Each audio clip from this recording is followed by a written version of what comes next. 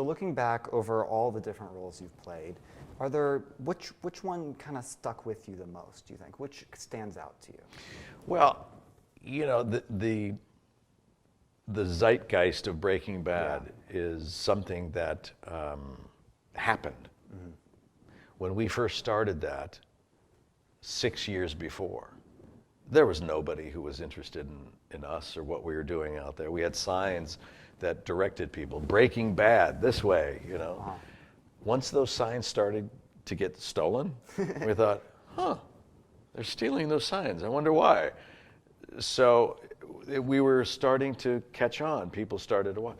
And it became this avalanche of attention and a cultural phenomenon, really. You know, I was a participant, but you can't control if an audience is going to resonate with it. It's like someone making the mistake of saying, I'm going to make a classic film.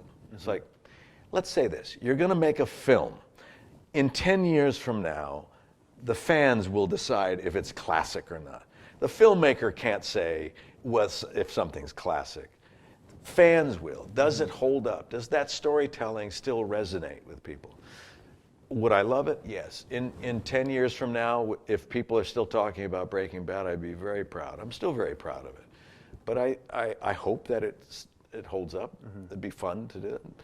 But that's probably going to be the first line of my obituary. But you're still doing new projects. You got a new one coming out. It premiered the other day, Kung Fu Panda 3. Yes. Which is a very different theme from Breaking Bad. Oh, how so? It's a very good question. How do you go about preparing for something that's so different? That's what I love. That's the differences between all the storytelling, that we are engaged in a variety of different things on a variety of different mediums. There's theater and stage and film and television. And this was voice work. This is how do you convey a story and a character only through your voice? That's a challenge.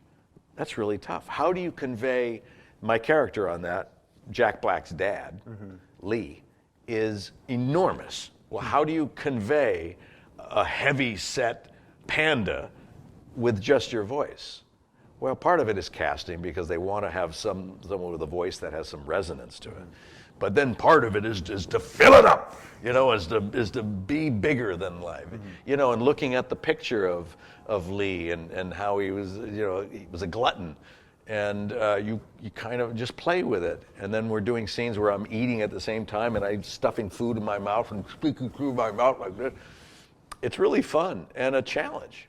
And there was some really great talent connected with it. So it's fun, and there's value in that, and I'm grateful that I did it. I've done a few of those, and I really enjoy them. Well, we've really enjoyed having you here. Thank you so much for being here. Thanks, we really Cole. appreciate it. Thanks very much. We'll be nice back here next week, right? Sounds good. I hope you'll be back here at least next week or tomorrow. Thanks for watching CU at USC. I'm Cole Sullivan. Good night.